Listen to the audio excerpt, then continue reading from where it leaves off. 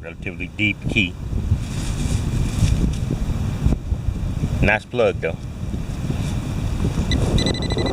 Yeah, I'm using this new digger, and I really do like it. I think I will probably talk about it in the roundup, but I really do think it really does good and very, very thick, very, very hard to dig soil. I don't have to take quite as much care out here and worry about doing any plugs at all because it's all earth, so I just have to make sure I replace it. But it looks like I might have a ring here. It's very, very thin, so I'm not sure, but it looks a bit like a ring. Very tiny, so I'll have to take it back with me and then get a closer look at it under the jeweler's loop. There is a design around it, so I think it is a ring. So, well, that's not bad for an early Saturday morning.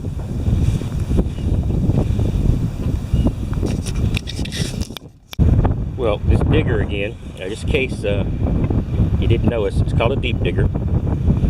It's trial, and it does a pretty good plug as well. See, this is a good size, deep, relatively narrow plug. I hit the target perfectly. Not that it had anything to do with the digger, but that's a good plug. So it does do plugs with. All right, another good plug with the digger, and I was right on the dime again. Like, good luck, but the digger, see ya, does a good job. I love this thing. It's a very vertical trowel, so you don't have to scoop, and you can go down pretty deep and with some slight angle, and you can get a pretty good plug.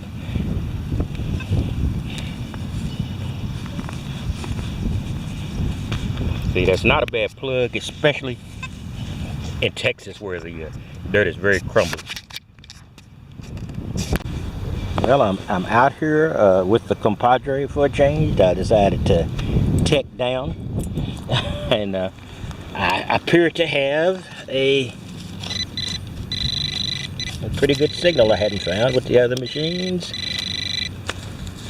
So maybe a coin. Now, could be a can. I hit something right away. A big old piece of metal. That's great.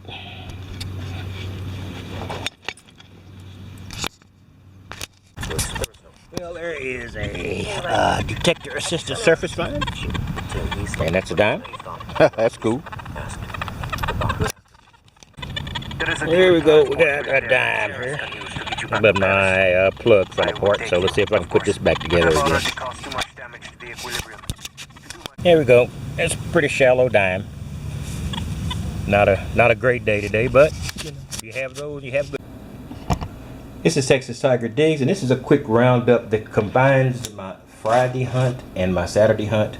But the difference is so negligible that I didn't do a real separation job.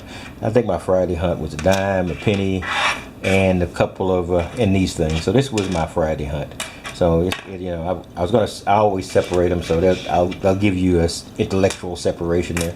So that was my hunt for Friday. Now Saturday was a little bit different. I went out again to the park that's given me the great number of rings. Was it 3 silver rings, the gold and platinum ring, etc. And I went back to that same place, and I told you that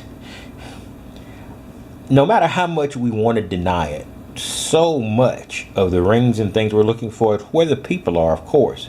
And where the people are is trash. I love the humans, I'm one of them, but we are trashy by nature. And so these are some of the pull tabs I pull now. Multiply this by 3 at least, and you've got the number of pull tabs I actually took out of the ground, and it's a very small area. I imagine this is not more than a 10 by 10, or maybe if I go around the corner, maybe 20-yard area, very narrow. So it's not like that I'm just going out and putting pull tabs out of the whole environment. They're very concentrated in this one area, but also all my ring finds have been concentrated in this area. So as a consequence, I went out today, and I went down and I did what I'd like to call in my previous video pull tab forming. So pull tabs galore. And, I got a pretty good selection of clad, and all of this clad also came out of the same area. I'm looking for differentiation in signals in addition to pull tab signals. So I also had some high signals in this very small area around some trees and around the backstop of a small baseball diamond baseball field. So, I got, so out of this I've got, not a bad selection of clad considering the very limited environment I was working in. I have a quarter, I have a few dimes, a few dimes, and I have a few pennies, including one that's pretty bent up. I'll include that over in the clad, over there, and not the clad, in the crusty zinc, because it's beaten beyond recognition. So here we go, and these are the crusty zinc. So it's not a bad clad count considering the limited area I'm in and my purpose. Now, in addition to that, I really can't complain because I am getting success in what I was doing. This is a ring. I don't know if you're going to be able to see it well enough to see, but it's like little crenellated edges. And how do I know what crenellated edges are? My mom was a seamstress, so a man with no fashion sense does know a few fashion words. So this is exactly so it is definitely a ring, and I believe it's a junk ring. I can't see a marking inside of it. It's been up pretty good. I'll take another look at it, but it did clean up pretty good. So maybe it's aluminum, because it is very, very relatively easy to bend. But so is silver in some cases, so I don't know. But I'm saying this is a junk ring. So that's another ring from this area. And I did another video yesterday, so this is not with this hunt, but this was the one I said, somebody let me know if they think this is a ring, and I did get some reinforcement that this is indeed a ring, and that there were some cheap iron rings made, and this is what this is, an iron ring. May have been plated or painted at one time, but God knows how long.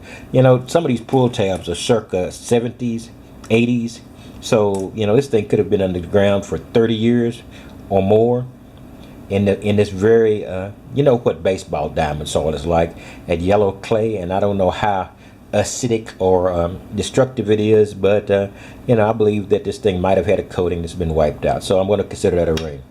So that's going to add a couple to my ring count. So what am I at now?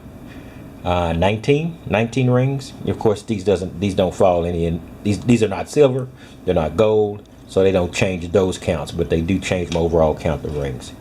So that's all I've got for today, was this little roundup.